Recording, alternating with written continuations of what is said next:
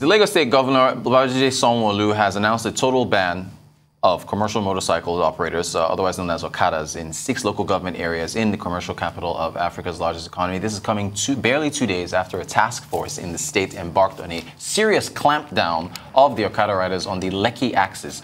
Let's take a look at some of the details here with respect to what we're looking at. So, there was a prior ban, February 2020, and so there's another one effective June the 1st. And the affected areas, Ikeja, Surulere, Etiosa, Lagos Mainland, Lagos Island, and Apapa. And the time frame, it's forever. Here's a quote from the governor. I said, this is a phased ban. We're embarking on this period. We're expected that within the short while when this ban will be enforced, OKADA riders in other places where the activities are yet to be banned can find something else to do. Joining me to discuss further is Gospel Obele, economist and founder of Streetnomics think tank. Gospel, good morning to you. Thank you so much for joining us. You know, there was a ban in February 2020. Now we've got another one. Do you think this is going to work, Gospel? Well, I think it's a function of the political will right now. For the state government, also to state that it's a national issue to a large extent. I mean, when you look at it from other states where you have such conversations, until we deal with it from a political will standpoint, I think we'll just keep going back into circles, knowing fully well that there are many other conversations across this, the success or the failure of this ban, as it were. You know, there's a political side to it, there's a socio-economic side to it. There is a core organizational conversation side to it. So until all those elements are brought forward and dealt with from a political standpoint, I don't think there will be any form of success or failure with this ban initiative. Okay, so assuming the political will is there, assuming the Lagos State takes this ban more seriously and they clamp down, you don't see any OKADAs on these areas that we've just listed, well, what's the impact on transportation? I mean, baseline, you expect that the impact of transportation would be pretty much felt by the average Lagosian or Nigerian, or in the case may be, as the case may be. But however, there's a big catch here. You know, there is a conversation on, it reflects the fact that we have stronger issues around urbanizational dynamics. There are stronger issues around our transportation systems, you know, on our urban planning as well, and how efficient are the transportation systems when it comes to security of lives and properties as well. So there's need to deal with all those functional elements at the base and structural level. And until that is fixed, we will keep coming back in cycles. And do not forget, again, there are many elements to this conversation. And yes, the impact will be pretty much severe, especially for those who do not have, who live in non-accessible areas, as it were. They'll probably have to pay double the amount of money to find their ways to work and all of that. But then again, it's a change that I think in the long term would be better for the state if thought about from the angle of other urbanizational narratives, you know, to enable efficient transportation system within the state at large that would also take cognizance of security of lives and properties. All right, great. That makes complete sense. Security is good, so on and so forth. The governor, we just looked at his quotes. He said he expects OKADA riders to, yeah, there it is, find, but the last part, I was kind of struck by this. He wants them to find something else to do by June 1st. Gospel, the labor market in Lagos, is it healthy enough for them to easily transition to something else between now and June 1st? I mean, I've always said that, I mean, the Nigerian, not just economy, but the leadership structure and the decision-making process has been largely reactive. You know, you wait for the problem first to happen before you start taking solutions. But first of all, kudos to the state government on the fact that, it's sort of like a phased ban. That's pretty much intelligent in itself. But it's also still, you know, a decision can be very intelligent, but it can still be reactive. You know, so the conversation here is how do you go proactive such that you're not tying yourself by the hands. Now you talk about the labor market and all that. Technically, we know that there is no way these folks can be plugged into the productive stream of the labor force. And that's because the labor force and the structure of the Nigerian market / market development in Nigeria hasn't enabled yet for enough what you call vocational baseline, you know, job and skill sets for the average Nigerian. such that wherever you are on the educational ladder or on the skills ladder, you can find some form of productive work, or you can contribute productively on the mainstream, to the mainstream economy, as it were. So we do not have that economics working right now for the Nigerian economy, or even Lagos State in itself.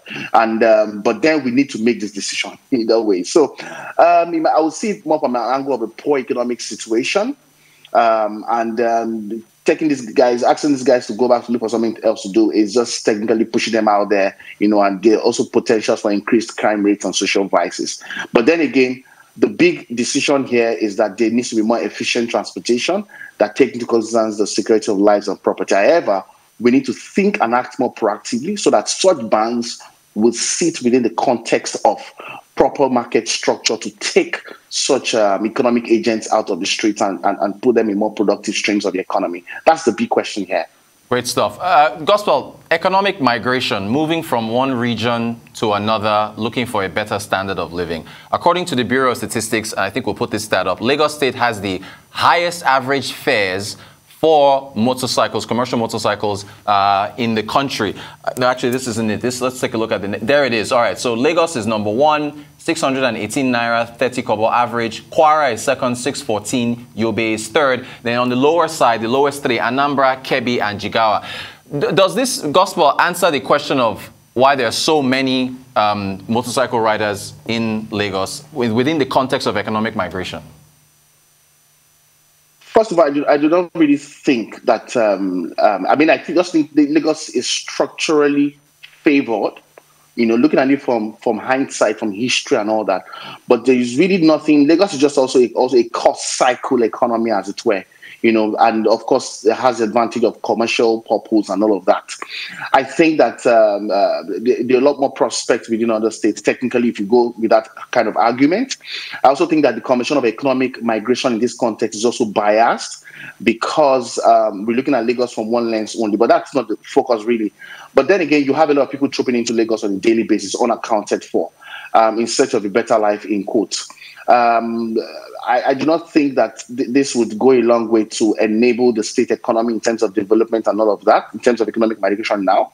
I think there needs to be more productive migration across states, and sort of like using that migration as a tool to enable and kickstart other states' competitiveness in this context. And that is what I'll be speaking to a large extent when you think about it from the prospects in Oyo State, for instance, in Ogun State, for instance, and other states that have the potential to attract, not the word, attract people out of Lagos and all of that. So I think it's a very biased end conversation, but in the long term, until Lagos State can properly contextualize the purpose of that migration, I do not think that purpose will be well understood enough to maximize it for the state productivity. I think it's doing more harm than good. Thank you for that. Thank you. And look, if they get that high-speed rail between Lagos and Oyo, I'm moving. I would go straight to the next door, our next door neighbor.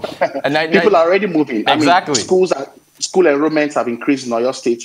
Infrastructure development have also increased in the state.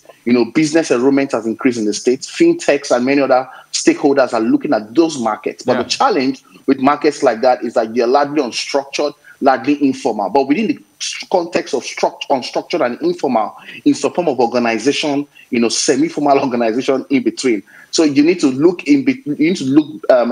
across the lines and look ahead of the patterns to be able to unlock those markets properly. But there are a lot of juices, a lot of potential, a lot of off-takers, and a lot of purchasing power in those markets. People in Oyo State are much more richer than people in Lagos State. Yeah, I definitely won't argue with that. The stats are there. The informal economy, Gospel, just to round up very quickly. We've talked about the informal economy in the past, the challenge with getting it formalized so it can be taxed and so on. Is this issue with these quote-unquote OKADAs or commercial motorcycles, is that a reflection of the informal issue with the informal economy?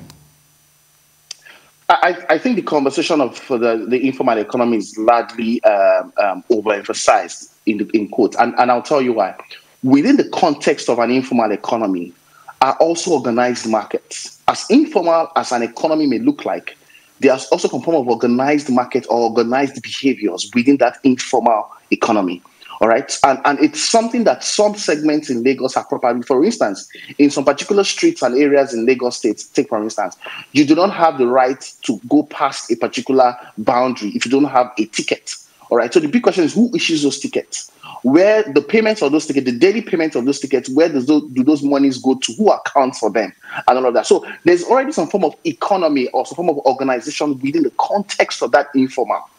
All right. So which technically you would say that we're moving from organized informal to semi-informal, or to semi-formal. All right. And until we can begin to appreciate that bit and sort of like position from organized informal to semi-formal, we may not be able to maximize, monetary returns, tax returns, and some form of, organization for these economic agents, as it were. I do not think that, also take, for instance, if you go to a particular place now to board a bike, you realize that they may tell you that, oh, I can't go past this place, I can't go past this place.